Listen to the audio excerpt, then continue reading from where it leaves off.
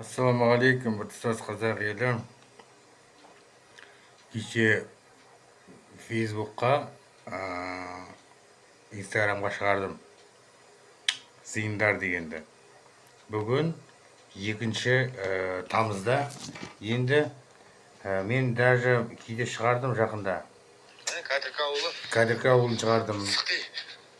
Нұржау ауылын шығардым мысалы да. Ол енді әкімшілікке қарайды ғой. Халық бүлдіреді, халық нетеді.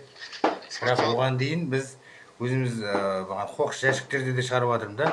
Бірақ тағы бір әкімшіліктен бір келіншек шығыпты.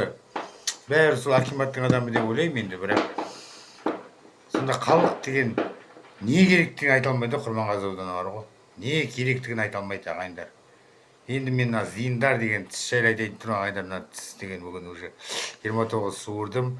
29-ы, 30-ы, 31-і, 1-і, 2-сі, ертең 3-і, тағы 3-і барам, ертең бұйырса келем, нервымды аларым дейді. Сонда нервы алмай, мен нервысын алмай пломб қойған болып тұрмын маған сонда.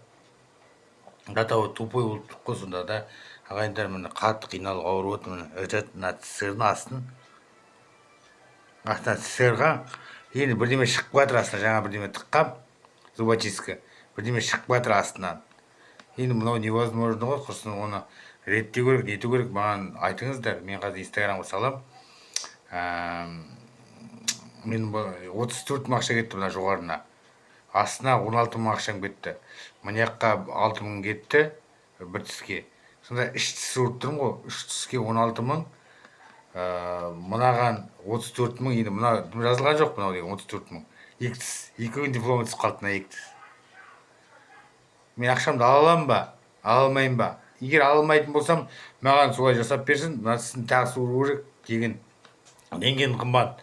Любой мына Атырау Құрманғазы ауылында рентген қымбат ағайындар. Соны бірдеме етіп ұйымдастырып, рентгенді тегін емдейтін етіп істеу керек ағайындар. Бәріміз шабамыз, толып жатқан ештемеміз жоқ. Мысалы кейбір жерде қателерге де барамыз былай қарағанда. Сауап деп. Былай қарағанда білет, оны түсінетін адамдар. Сол кезде 5 мың теңге беріп жіберетіндер бар былай қарағанда. Таңертең отырып, 8-де отырам, 7:30-да барам, 3-те келем мысалы. Сонда ақша бермейтіндер бар даже. Ал біздің менің уақытым қайда кетті? Менің уақытымды кім тауып береді? Менің уақытымды кім төлейді? 29-ы, 30-ы, 31-і, 1-і, 2-сі, ертең 3-і тағы барам. Зиындар, естеріңізде болсын. Сосын результатын айтам. Шауып бара бермеңіздер. Емделіңіздер, қаралыңыздар, бірақ арзан жер іздеу керек. Атырау Құрманғазы ауданы. Атырауда вообще қымбат. Басқа поликлиникалар қымбат, зиындарда арзан екен білем, бірақ арзанды качественный болу керек. Мынау не, мынау ісіп тұр, мына жерім бәрі ісіп тұр. Амал жоқ па, шай да жоқ, шай ішейін жатыр мен. Уже 2-ші күн мынау деген. 3 минут басып кетті. 3 минутқа аспау керекпін негізі. Шайым қайнап кетті. 3 минут асып кетті. 3 минутқа жетпеу керек негізі достар. Жақсы, мынаны Фейсбукқа саларым, 2-ші видео салам. Зиындар клиникасы ақпан бұрынғы Зейнетолла ағамыздың балалары ма, қыздары ма солардікі.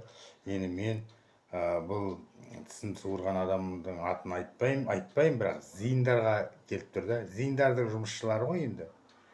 Ертең мен емдесін, сосын барып емшісінің кім емдеген соны айтып, соны жариялаймын. Ал пока мынаны видеоны кетсін линияға бүткіл стоматологтар көрсін. Арыз қымбат, пленкілері қымбат. Бір тісін түсірді 5 мың теңге, тағы бір тіс түсірді 2,5 мың теңге. Бұл деген өте өрескел жағдай, және некачественно ауырып тұрмын. Жоғарыда ауырып тұр, астында ауырып тұр, ісік мынандай. Ісік. Ол неден, оны білмеймін ал. Қымбат, басқа клиника қымбат, зиындар арзан. Басқалар қымбат. Басқалар арзан болғанда неге барасың дейді мына зиындарға. Басқалар қымбат болып тұр ғой. Көрдіңіздер ма?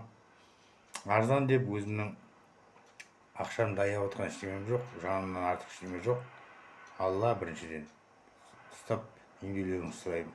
Арзан болғанда скидка дейді. Мына скидка емес, қанша ақшаң кетті білмеймін. Бірақ аяқ ауырып тұр, ісіп тұр. Бәлен күн болды ағайындар. дұрыстап еңбектеулеріңізді сұраймын. Еңбермейсіздер ма, шығыңыздар жұмыстан, тапсырыңыздар. Ұят қой бұл деген. Елім маман жаным қиналып кетті, шын айтайын. Өтірік ойнап жатқан ештеңем жоқ. Екінші видео түсіремін қазір.